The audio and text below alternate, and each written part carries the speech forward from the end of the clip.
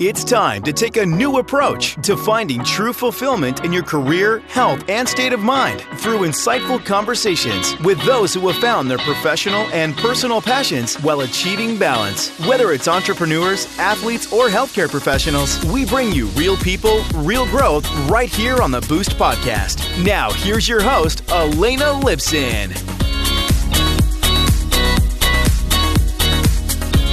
Hey Boost Squad, and welcome to episode 5.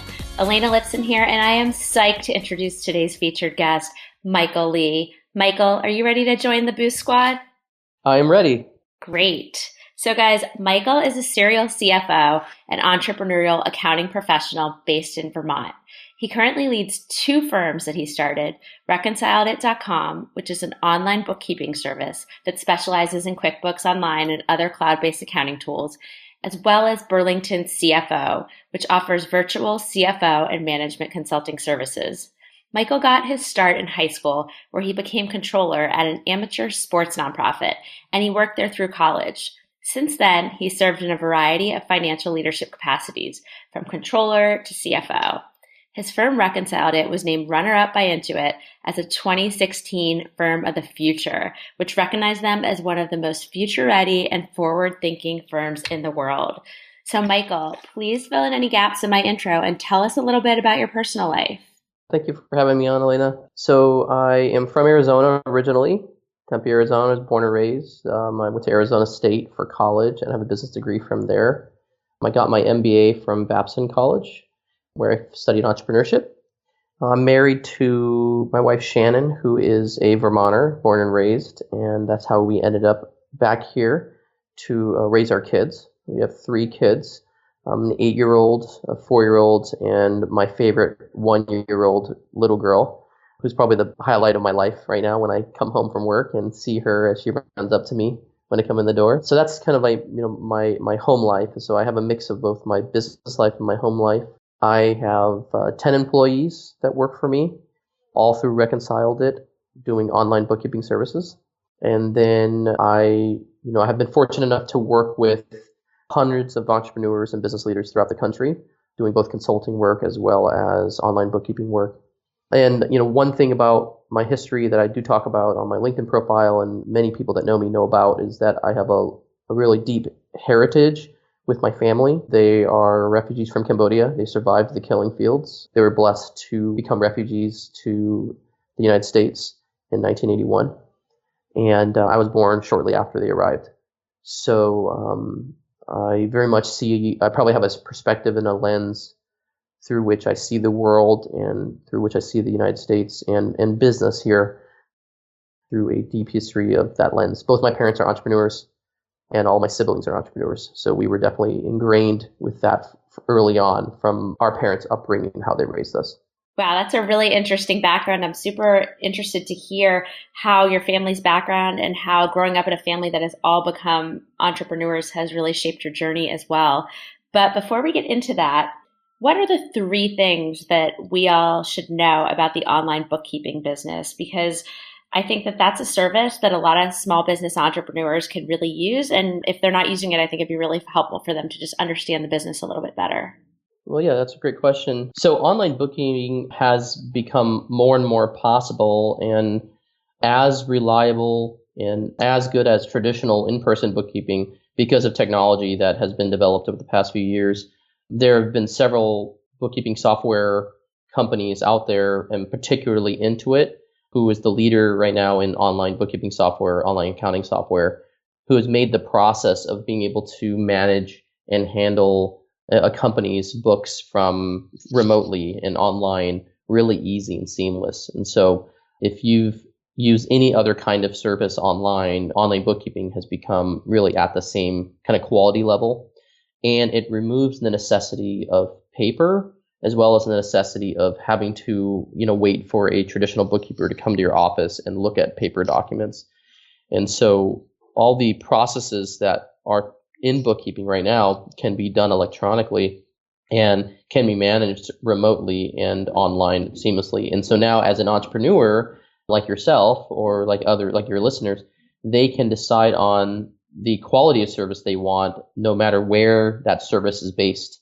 And they can now rank based on quality, price, convenience, instead of, do they think the person they met down the street or that they got a referral from a mile from their house, if that person is the one they trust. And with, like us, if it's a reliable bookkeeping service, we make sure that the vetting and the background checks of the people that work for us happen. So, you can rely on the fact that we've done that vetting, we've done that filtering, and now we're really just trying to deliver a good quality service for you at really an affordable price, and at oftentimes even more affordable than just, hiring a local bookkeeper. Great. And how much of this ends up being self-service for your customers versus them being assigned to a bookkeeper that they can work with again and again, or if they just get a different person each time? Yeah, so for Reconciled, we actually assign all of our customers one dedicated bookkeeper on their account. So they're going to have one primary contact that knows their books, that's familiar with their business, and understands their customers, their vendors, how their business works, and how the bookkeeping should look. We're not like some of our competitors who basically put your questions in a call center queue or a bookkeeping service center queue. And oftentimes that's because they're using an outsourced bookkeeping outfit overseas. We use only US-based bookkeepers. They all happen to live and work in Vermont right now. We are considering hiring in other states, but because of the technology and the nature of our work, I'm able to limit where I hire to contain the quality of workers as well as build a real good company culture as a company as well. So I'm not only serving, as an accounting professional, but I'm an entrepreneur. We're really building a business here that happens to do bookkeeping and happens to do accounting work for companies across the country. I love that. I love how you put an emphasis on quality and that people still get to have a relationship with a dedicated person that is going to be their bookkeeper, because I think sometimes when businesses go online, they lose that personal touch and sometimes quality drops. So that's really great that you thought about that. Can you talk a little bit about where you see the field of online bookkeeping going now and in the future? That's a great question. Online bookkeeping is going to go more towards, or has driven bookkeepers to become less transactional service workers and more knowledge-based advisors. And so the thing that'll happen, or the thing that's happening in the industry, is that the traditional bookkeeper at some point will eventually either have to change into that business advisor for entrepreneurs, or they will be obsolete, because both software and technology will become smart enough and is becoming smart enough to immediately do all the transactional data entry that bookkeeping services currently do. And I know for a fact that the software providers like Intuit are working on that technology. They have machine data, big data that they're learning with machine learning. They have AI software that they're developing inside their software platform that will know what transactions are for. We already can link your bank transactions to accounting software. And so it'll move to more and more of a bookkeeper becoming a business advisor and learning how to take that transactional information out and really translate it into actionable steps for an entrepreneur, and also actions that an entrepreneur can take to grow their business instead of being, just a transactional service worker. So that's really probably a major shift that's going to be happening between now and over the next 5-10 years. But it's happening faster than we think, because just, 5-10 years ago, if you talk to most entrepreneurs, the idea of using an online bookkeeping service probably wasn't in their minds or wasn't existent for most people.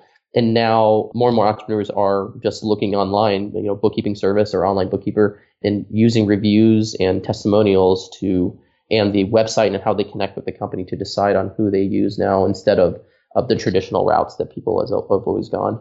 That's great. Well, it sounds like your timing was really good to get into this space, just kind of at the cusp of when it's starting to transition into more of a strategic field, and you're already online and adding that quality component that a lot of competitors don't have. So that's great. What actually made you decide to leave your job? Because I believe you were a CFO of a national management consulting firm before this. And so what made you leave that job of working for someone else and decide that you wanted to go off on your own and start your own businesses? Yeah, so there were a variety of factors. The national consulting firm I was working for was based in Seattle, and so I was traveling from Burlington, Vermont to Seattle and doing work that way. And as we started having more kids from a lifestyle perspective, I really wanted to be present for my family and for my kids and not have that travel schedule in my life. Secondly, as a CFO, which is kind of the highest position in the financial field that most accounting and finance professionals try to reach, once you get there, I found myself realizing that staying in the traditional CFO seat for the rest of my life was not going to be as fulfilling for me as going out and really practicing and living out the entrepreneurial values that both I was ingrained with growing up, as well as I just have in my personality and my lifestyle. And so I wanted to be able to go and begin putting into practice the things I felt like I learned over my personal life, as well as I learned in my career, and do that in serving, customers, my own customers. And so shortly after I got to Burlington, Vermont, on the side, as I was still CFO for this company in Seattle, I would actually do consulting work on the side for different business owners that I met in town. I was so new to the area, and I really didn't have a lot of business contacts. So I started networking and going to networking events and started picking up my own kind of part-time clients. And as I grew that, I was able to become more and more confident in my ability to then just leave my kind of comfortable CFO job and go and jump into my own consulting practice. And that's how Burlington CFO started, with consulting. Years later, as I was building up my client base and as I kind of saw the common challenges small businesses were dealing with, I realized that bookkeeping was one of those areas that a lot of small businesses are challenged with. Most entrepreneurs don't wake up in the morning and are excited about bookkeeping, right? They're excited about the business they're running, the product they're trying to sell, the service they're trying to provide. That's what they're good at. That's why they got in business. All the administrative back end is the last thing they want to think about. And so that was definitely a huge gap. And all the clients that I consulted with, I saw that bookkeeping was a challenge for them. And I realized that I could build a top quality bookkeeping service online to serve not only companies in Vermont, but companies across the country. And so that's what I felt like I've done so far, and hopefully into the future. A point you raised that really resonated with me is that you started just doing some consulting on the side.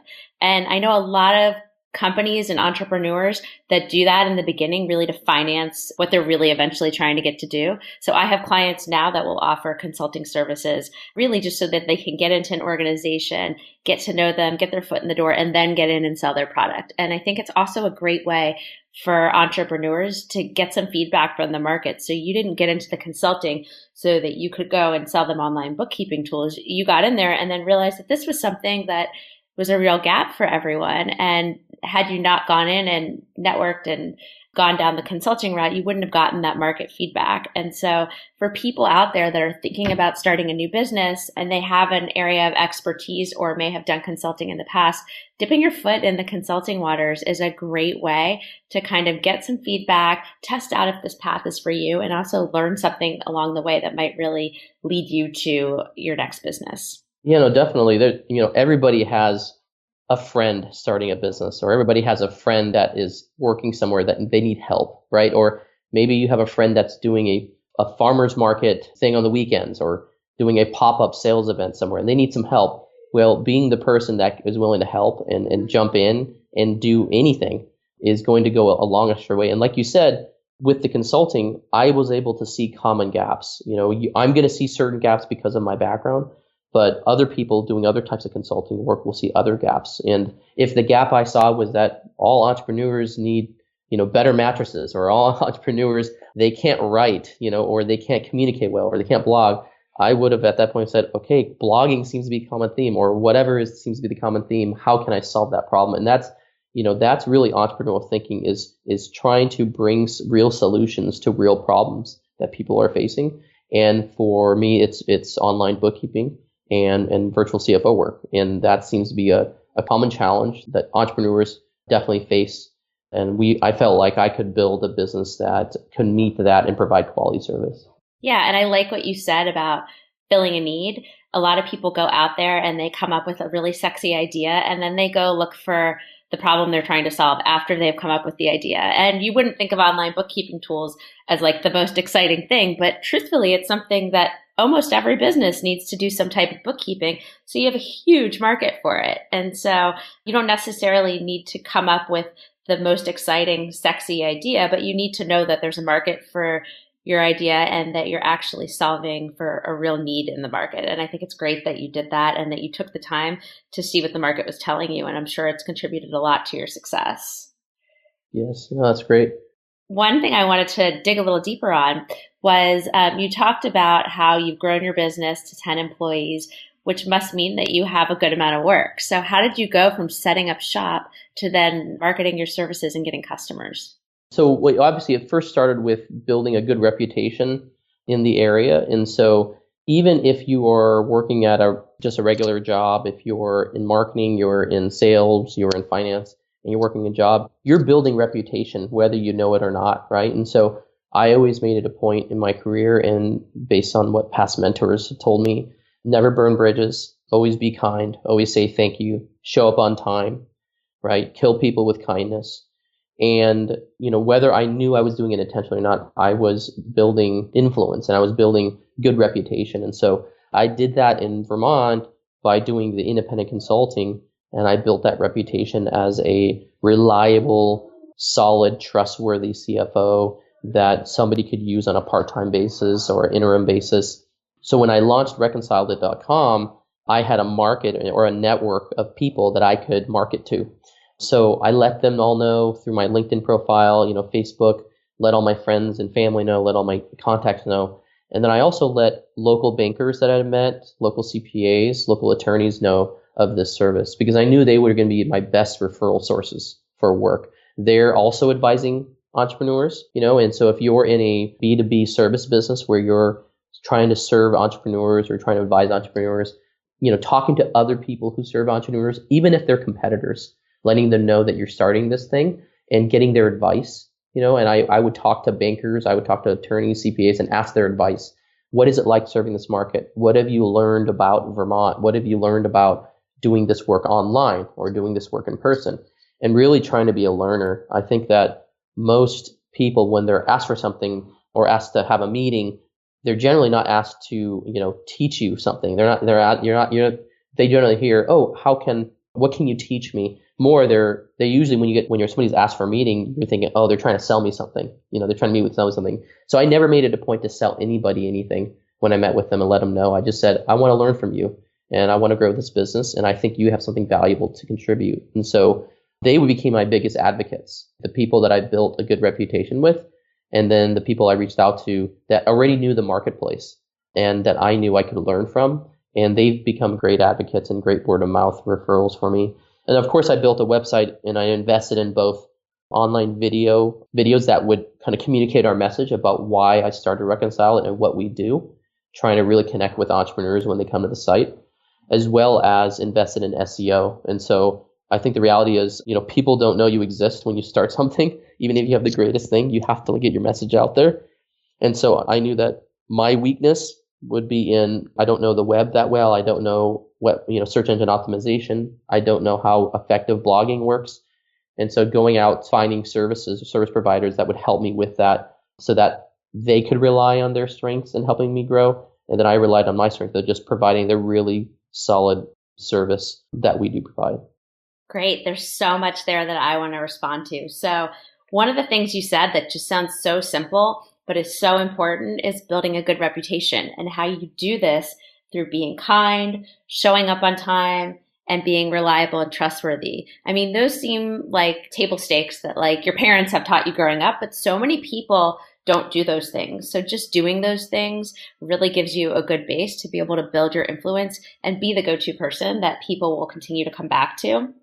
I also really like how you talked about looking at other partners in the B2B space and other influencers and figuring out how you can learn from them. I have found like reaching out to people, a lot of times they're almost always willing to speak with you, especially if you frame it as you just want to pick their brain and you're in the same space and you just thought you'd introduce themselves rather than outright saying, I have X, Y, and Z product and I want to sell it to you. More often than not, people are really willing to talk to you. And so that's another good approach.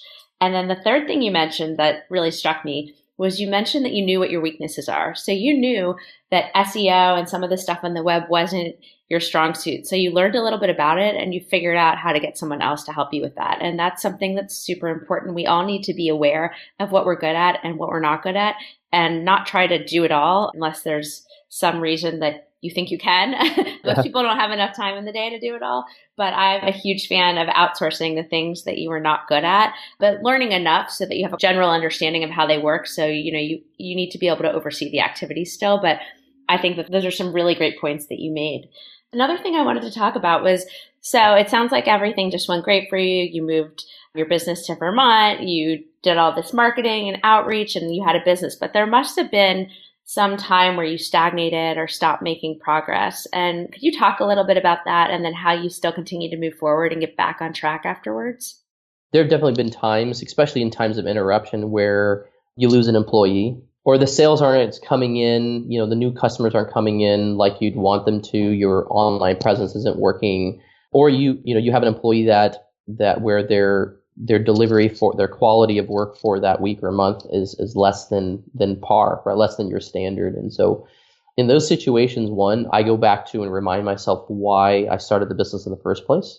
Why did I think it was valuable? This service was valuable. And just reminding that it's because, our customers are looking for this service and they've chosen us as that provider. And so one is just going back to, why did you start the business and what is it that you're trying to do or what is it trying to deliver, and reminding yourself of that. And then two is whenever I'm feeling at a low point, and especially if it's related to our customers, I'm willing to admit and own up to that we're human beings and that I'm a human being and that we're going to make mistakes. The point of it's not to wallow in that, but is to make a decision of what am I going to do in response to knowing that I'm a human being and I'm going to make mistakes and that I actually am going to upset expectations of both myself, my employees, and my customers. There's going to be times that are going to happen. Am I willing to go out there and admit that and own it and say, okay, I'm willing to do what it takes to fix and overcome that problem? And then the third thing is, if I'm feeling stagnant or at a low point, I get together with the people that I trust, right? So I have an assistant that works for me and I talk to her not only about the things that she does for me in the business, but I also just openly talk about, here are the things I'm frustrated with. Here are the things I feel like I can't get stuff forward on. What ideas do you have about moving forward? I also meet with a monthly executive group called Vistage I'm a part of. I meet with them on the first Thursday of every month. And it's a nationwide group. People across the country may have a Vistage group near them that they can meet with, but it's basically a peer coaching group. I meet with them and I'm able to bring my challenges and my problems as well as my victories and my wins to that group to both celebrate and also talk about. And so I think every entrepreneur needs a place or a group of people that they can both celebrate with and they can both mourn with when they're having a challenging period. And that doesn't just have to be your spouse or your parents or your brothers and sisters or your close friend. That can be a group of other professionals that you trust, right? So whether it's a monthly executive group, and for me, the monthly executive group is great because they're all in the same boat. They're all running businesses or in high-level positions in a business. They all get those same challenges. They can empathize. Sometimes your spouse may not get the challenge you're going through, or your parents or your siblings, or even your best friend. They may not understand why this is such a big deal, but a peer group of professionals would understand, and they would be able to then be very honest to give you the right feedback that you need during that period of time. Great, good stuff. So guys, what Michael is saying, when you're feeling down or you're hitting a roadblock, revisit your value proposition and why you got into this. If you make a mistake, own your mistake. Don't try to brush it under the rug or blame someone else. Reach out to people that you trust. Find a peer sort of networking group that can understand a lot of the challenges you're facing and help you celebrate your wins and mourn, when things don't go so well. So those are some really awesome tips, Michael. One of the last things that I want to talk to you about is, so when you're not working, how do you find some balance so that you can take care of yourself and enjoy life? That's definitely important, and you need that. I'd say the first thing is I have a very long history and deep spiritual life. I've always been involved in the local church, whatever city I live in, predominantly because my parents were sponsored by a local church when they came to the U.S., and it was very much a part of our assimilation into America and what American life is like. And so I would encourage people, if you have a faith system that you believe or follow, that you continue to practice that and you find ways in which you integrate that into your life. I also keep certain parts of my day fairly sacred. And so the dinner period after about 5:36 till about 8 o'clock, I keep pretty sacred for my family. I want to help my kids get to bed. I want to have dinner with my kids. I want them to have that memory as a part of their life growing up that dad was always home for dinner. And then after they go down to bed, I usually spend the evening reconnecting with my wife and trying to talk about our day.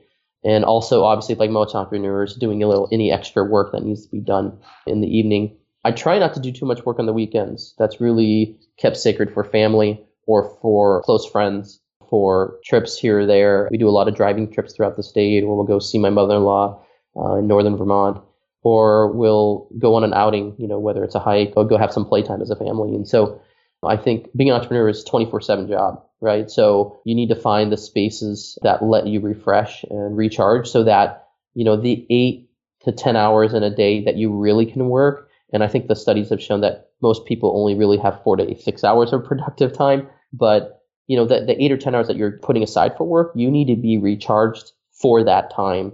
And that's going to mean solid sleep. That's going to mean time with your family, if you have a family, or time for yourself, time with friends. I'm a little weird and probably a little different in the sense of I never crave alone time. And so most of my alone time is with my family. But for others, I know that alone time or time away from anybody present is really important for them. So for those of you who do that, my encouragement would be for you to start that in the morning and getting your mind settled for the day so that you can be on top of your performance. For all the people I know personally who are that way, they tend to do well when it's in the morning. When they wake up earlier than most people, get that alone time in the morning, because you don't know what the rest of the day is going to be like, and you don't know what your evening is going to be like often. But if you have family, getting that time and making it sacred, putting your phone aside, letting your kids and your wife know that they're more important than your customers, than your employees. And at least that's a value for me, is letting my family know that they're way more important than the people in the business. I would say that's probably the part of how I'm able to unwind and get that time alone. I love that. I love how you're really intentional about it. So, I think if you're not intentional about it and you're a busy entrepreneur, you're just going to lose that time for yourself. So I love the way you actually carve out time every day that's intentionally for your family and for non-work activities.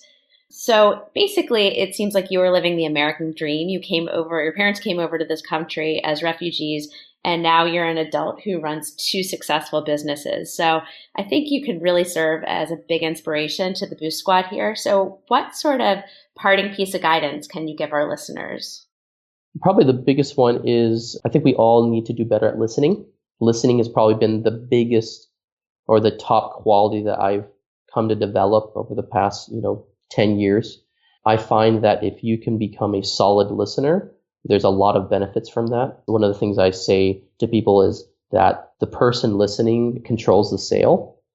So when you become known as a person who will listen, you also become known as a person that people can trust, a person that's reliable, a person that actually genuinely cares. And I believe it translates to, and at least it has for me, it translates into more sales. It translates into a growing business. And it translates into me learning the things I need to learn to grow as a person as well as a business professional. That's a great piece of advice. So guys, be a good listener. So Michael, what is the best way for our listeners to connect with you? You can go to our website, www.reconciledit.com. You can also email me at michael@reconciledit.com. And those are probably the best routes to find me. Great.